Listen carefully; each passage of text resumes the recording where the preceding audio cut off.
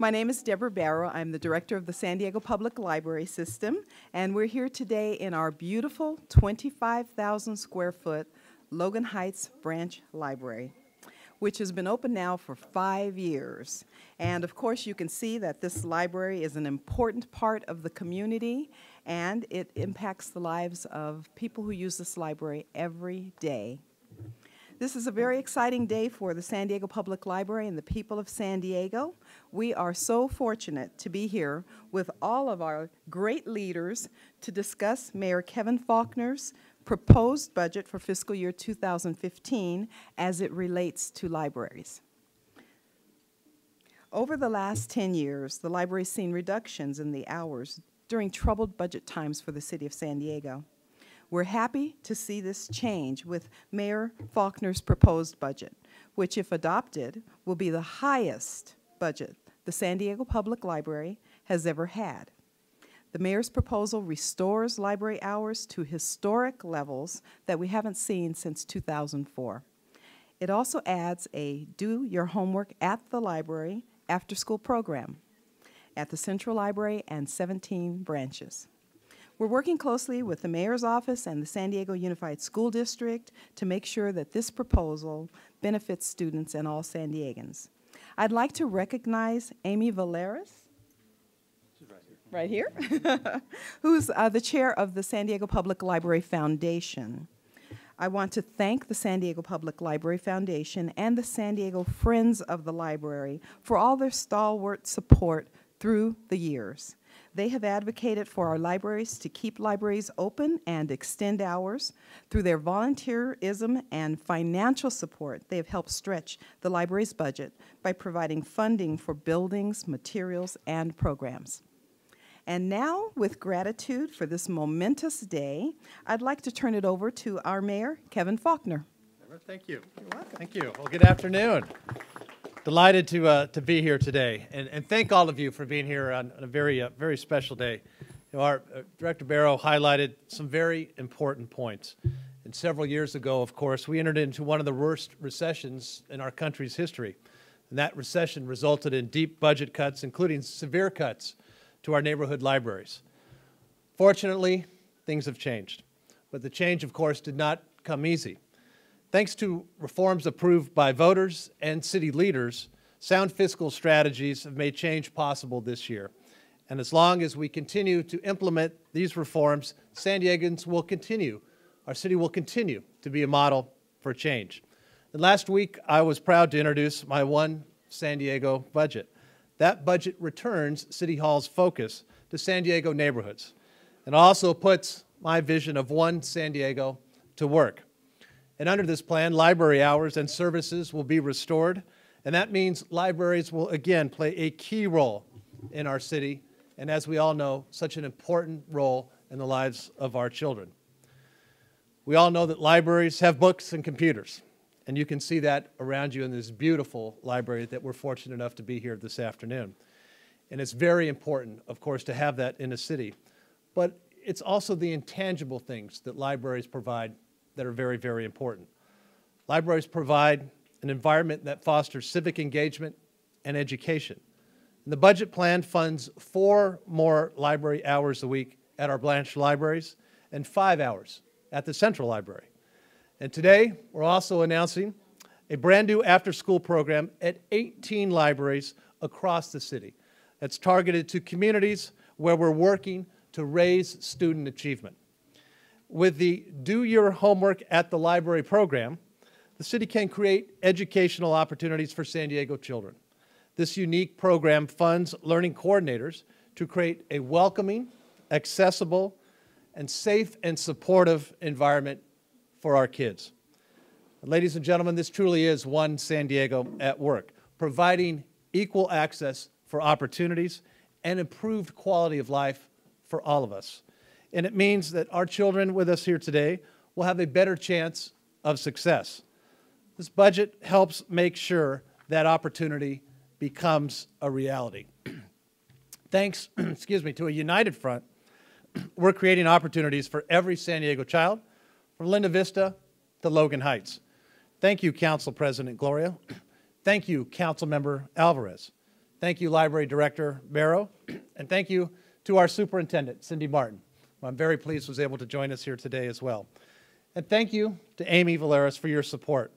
Our libraries would not be complete without the San Diego Library Foundation. You can just look at the diverse coalition that is helping to improve the lives of our children. We work together. When we work together, we work as united, as one front, and moving forward. It takes a team effort, which is why I'm so glad that all of us are here today. And thank you all for your continued support of our libraries and what they mean for our families and for our children. I'm very excited to restore these hours, very excited for the opportunity to get this new program off the ground, and I couldn't do it without the partnership of the ladies and gentlemen that are here behind me today. And with that, it's my pleasure to introduce our Council President, Todd Gloria. Thank you, Mayor, and good afternoon, ladies and gentlemen. This is a great day for our city, for its neighborhoods, and most importantly, for its children. I'm thrilled to be here with our mayor and with Councilmember Alvarez to support the creation of additional library hours at every branch library and at our central library. And I would just say what a difference a year can make. You know, just a year ago, the previous mayor proposed a budget with no additional library hours, much to the dismay of the city council. And you saw the council took swift action with the support of then Councilmember Faulkner and Councilmember Alvarez to provide just exactly the hours that we're talking about now.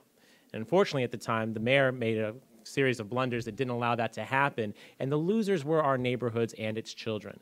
Today, that wrong gets corrected, and thanks to our mayor, to including this in his budget proposal, I can say with certainty that the additional library hours are on their way at every branch library in this city, along with our central library. That's a tremendous thing. It's also a representation of how far we've come as a city. I think all of you recall, not that long ago, we were talking about closing libraries, pairing them up, cutting their times in half. And the fact that we are adding hours today really signals, I think, to the general public that the city is not only back, but that we're in a strong financial position to not talk about what programs we're going to reduce, but what programs are we going to expand, and in this case today with the after-school program, which programs will we start to create? I want to commend and congratulate Library Director Deborah Barrow, who's been a wonderful advocate for our libraries during those difficult budget times, and then now, as we look to restore services, making sure that libraries remain at the top of our priority list. I also want to thank our Library Foundation and our library commissioners, who also have been wonderful advocates to make sure the council understood how important it is to have libraries in this community. I want to thank Councilmember Alvarez, who obviously has a really well-utilized library here, and these kids are the ones who are going to benefit. And again, to our mayor for understanding. You all know he was on the council once when you know that he proposes a budget that has library hours in it. He remembers where he came from, and he's delivering on that promise, and I want to congratulate him on that. Lastly, I just want to comment on the value of libraries, because I think we all hear this tired rhetoric about that libraries perhaps aren't quite so relevant in the 21st century. I think the fact that this library is fully occupied at 1:30 in the afternoon on a Tuesday shows that that's not the case. The libraries are incredibly valuable community assets, ones that need to be open more, and that's why we're taking this important action. That these are places that are really a microcosm of our community, the city's greatest of equalizers, so that people from all places and all backgrounds can have equal access to information in the information age. Young or old, rich or poor, we all have memories of checking out books in a library. And now with these additional hours and with this new program, more children, more San Diegans will have that opportunity. I think that as I am concerned about the growing gap between those who have and do not have, and the greater disparity between incomes in our community, libraries can serve as a way to help people out of their circumstances, allow them access to computers, to Wi-Fi, to books, open up these children's eyes to the world that they live in, and give them greater opportunity. That's what these hours will do, that's what this budget will do, and this is exactly what our city should be doing. So this is a great day, again, for our city, for our libraries, and for our city's children. And this is something to be celebrated, and I'm glad that you're here to take note of it.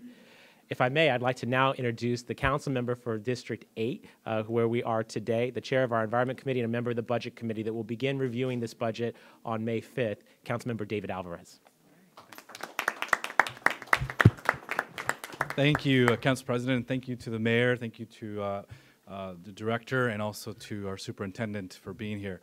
This is really good news, and it's news that should be shared. We've done this for a couple years in the past when we were at those really low points where we were cutting library hours. They were cut before, suggesting that we close libraries entirely, and closing the door of opportunity for young people particularly. I think that's, this proposal reflects our values as San Diegans, and our values are that we want to make sure that everybody has an opportunity to succeed. I personally have shared my story about my Logan Heights branch library, my branch library experience, and while it wasn't at this wonderful facility, which actually I still use, a couple of Saturdays ago I was here for a couple of hours, and not only do children use it, families, adults, people who are looking for work, people who are looking to get ahead in life, who want to have access to, for example, the digital divide that still exists, where they don't have access to the internet. Our libraries provide them that access, not just to the world through the books, but to the world through internet. So for so many reasons, libraries are so important. And in my personal experience, as a lot of the kids who are here that I've talked to from Memorial, the school right next door, after school, this was the place where I would go and be able to have access to that world of learning, because our schools are limited and they're doing a great job and they're working really hard, and teachers and principals are trying to do the best with what they've got. But once they're done with the school day, children have to go somewhere. And I'd rather them go to a library than go out into the streets. And so this will allow children the opportunity to go somewhere else, a positive place where they can continue their growth, where they continue to learn, continue to excel, and hopefully be able to do good in school and do better in life. So that's why this is so important, because it gives people the opportunity to do things that they otherwise would not have the opportunity to do. Our libraries are thriving. I do hear the same thing that Council President just said, that people think, well, libraries, nobody uses them anymore. They're used a lot. And when you have good programming and when you have them open and available to the people, they get used. An example is right here. The programming at this library is tremendous. There's all sorts of programming. There's programming for teens, there's programming for young kids, there's dance groups, there's programming for adults, and for seniors, for everyone of all ages. That's what our libraries are now. They're changing, they're evolving, and they're great places for our communities. And I'm thrilled that in this budget proposal by the mayor, we extend those library hours to give more people those opportunities. So I'm very, very pleased to be here. And with that, it's my honor to introduce the superintendent of our schools, our wonderful school system, Cindy Martin.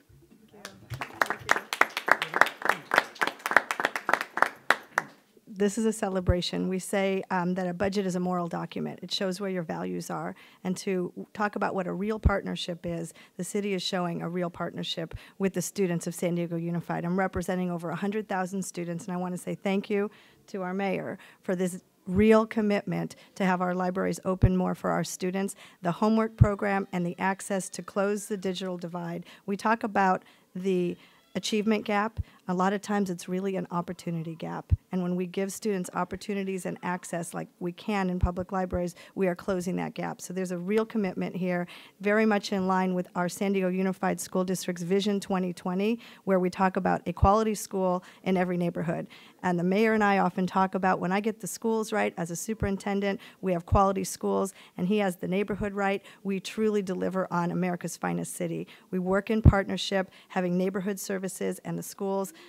That's what we really can deliver on the hope and promise of public education in our nation with partnerships like this. San Diego Unified School District, I've already showed in my budget proposal to our board that we are also increasing access in our school libraries that have been dark as we come out of the budget crisis. In my initial budget proposal for 14-15, we allocated more funding to ensure that our school libraries are open at least one day a week. So now you've got school library access, you have neighborhood library access, and that is really giving students access to the literacy that opens their eyes and helps them become the contributing, actively literate, contributing, participating members of our communities that we know will make a positive difference. Love seeing the children here today and can't wait to start reading some books with them. Thank you, everybody.